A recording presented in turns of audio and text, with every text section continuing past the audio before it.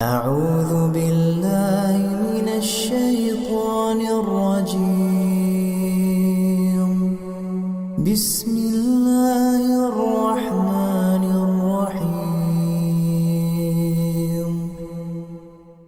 دنیا میں 4 طرح کے لوگ پائے جاتے ہیں، یہ پوری کائنات کا خلاصہ حضور نے بیان کیا۔ سب سے پہلے عبد رزقہ اللہ مالا و علما، پہلا شخص وہ جس کو اللہ نے مال بھی عطا کیا، سمجھ بوجھ بھی عطا کی، علم بھی عطا کیا۔ فہو یتقی فیہ ربہ، اور وہ اس معاملے میں اللہ سے بہت ڈرتا ہے، اسے پتہ ہے کہ مال کا حساب بھی ہونا ہے۔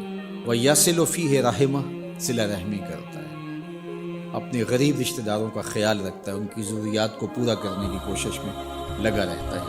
وَيَعْلَمُ لِلَّهِ فِيهِ حَقًّا، اور مال میں جو اللہ کا حق ہے اس کو جانتا ہے کہ میں نے زکوٰۃ بھی ادا کرنی ہے، سائل کو بھی دینا ہے، محروم کو بھی دینا ہے، صدقہ فطر بھی دینا، اس کو اس کے حق کا بھی پورا پتہ، اس میں کوتاہی نہیں کرتا۔ فَهَذَا بِأَفْضَلِ الْمَنَازِلِ، حضور فرماتے ہیں سب سے بہتر جگہ پہ کھڑا شخص اگر دیکھنا ہو تو یہ کھڑا ہے، جس کے اندر 2 خوبیاں ہیں، مال بھی اسے نصیب کیا گیا اور اس کو علم بھی عطا کیا گیا۔ دوسرا شخص وعبد رزقہ اللہ علما، وہ شخص جس کو اللہ نے علم کا نور عطا کیا، سمجھ بوجھ عطا کی، فہم و ادراک سے مالا مال کیا۔ ولم یرزقہ مالا، لیکن مالی حالت اس کی مستحکم نہیں ہے، بہتر نہیں۔ فہو صادق النیہ، لیکن وہ نیت کا بڑا سچا شخص ہے۔ یقول، وہ کہتا ہے لو ان لی مالا لعملت بعمل فلان، اگر میرے پاس بھی مال ہوتا تو میں بھی فلاں کی طرح اچھے اعمال کرتا، جس طرح اس نے مسجد بنوا دی، اس نے دارالعلوم کھڑا کر دیا، اس نے غریبوں کی مدد کی، تو غریبوں کو دیکھ کے اس کا دل کڑتا ہے، کاش کہ میرے پاس ہوتا تو میں ان کی مشکل حل کر دیتا۔ برہنہ پا لوگوں کو، برہنہ بدن لوگوں کو دیکھ کر کے وہ بے چین ہو جاتا ہے، بھوکوں کو دیکھ کر کے اس کے دل میں آگ لگ جاتی ہے، کاش میرے پاس کچھ ہوتا تو میں ان کو بھوکا نہ سونے دیتا۔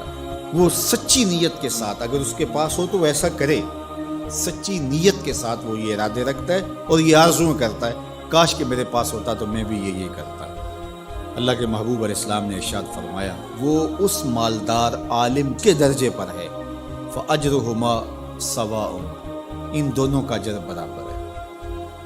نامہ اعمال کھولیں گے تو دونوں کا اجر ایک جیسا لکھا ہوگا۔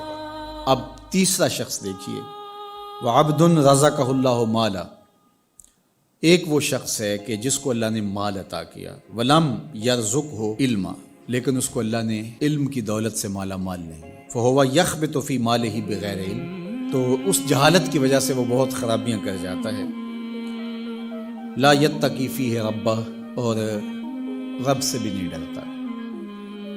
مال کی کثرت نے اس کی آنکھوں پہ پٹی باندھ دی، عقل کل سمجھنے لگ گئے ہے اپنے آپ کو، تکبر، رعونت، غرور اس کی طبع میں داخل ہو گئے، غریبوں کو حقیر سمجھنے لگ گیا۔ ولا یصل فیہ رحمہ، اور صلہ رحمی بھی نہیں کی اس نے۔ ولا یعلم للہ فیہ حقا، اور مال کا جو حق ہے اس کو بھی وہ فراموش کی ہو۔ فہذا باخبث المنازل، میرے حضور فرماتے ہیں یہ سب سے بری جگہ پہ کھڑا ہے، یہ خبیث ترین جگہ کا حامل شخص ہے۔ وعبد لم یرزقہ اللہ مالا ولا علما، چوتھا شخص وہ ہے جس کو مال بھی نہیں دیا گیا اور جس کو علم بھی نہیں دیا گیا، کنگال بھی ہے اور جاہل بھی ہے، نہ علم دیا گیا، سوجھ بوجھ بھی نہیں دی گئی۔ فہو یقول، اب وہ کیا بولتا ہے، لو ان لی مالا، اگر میرے پاس مال ہوتا، لعملت فیہ بعمل فلان، تو میں اس کی طرح عیش و عشرت کرتا، میں بھی یوں ہی اس مال سے اپنے نفس کی تسکین کا سامان کرتا، اپنی خواہشات کی تکمیل کرتا، تو وہ یہ آرزو کرتا ہے۔ فہو بنیتہ، تو وہ اس کی نیت پر ہے۔ فوزرہما سواء، تو اللہ کے محبوب علیہ السلام فرماتے ہیں ان دونوں کا گناہ برابر ہے، یہ کل قیامت کے دن اسی کے ساتھ کھڑا ہوگا۔ تو یہ 4 طرح کے لوگ اس دنیا پہ پائے جاتے ہیں۔ اب ہم دیکھ سکتے ہیں کہ ہم کس درجے پہ ہیں۔ ہم کسی سے نہ پوچھیں، اپنے اندر سے پوچھیں اور پورے خلوص سے اپنے آپ کو ٹٹولیں کہ ہماری خواہشات کس طرح کی ہیں اور ہم ان میں سے کس مقام پہ کھڑے ہیں۔ اگر ہم پہلی جگہ پہ کھڑے ہیں تو مبارک ہے، دوسری جگہ پہ کھڑے ہیں تو پھر بھی مبارک ہے، لیکن اگر دوسری دو جگہیں ہیں تو پھر فوراً ہٹ جائیے ان جگہوں سے اور اللہ کے حضور دعا مانگیے کہ اللہ ہمیں رزق حلال، رزق وسیع، رزق سہل، رزق مبارک، رزق فراواں عطا کر دے، اور اس رزق کے حق کو پہچاننے کی اور اس رزق کو تیری راہ میں خرچ کرنے کی توفیقات نصیب کر دے۔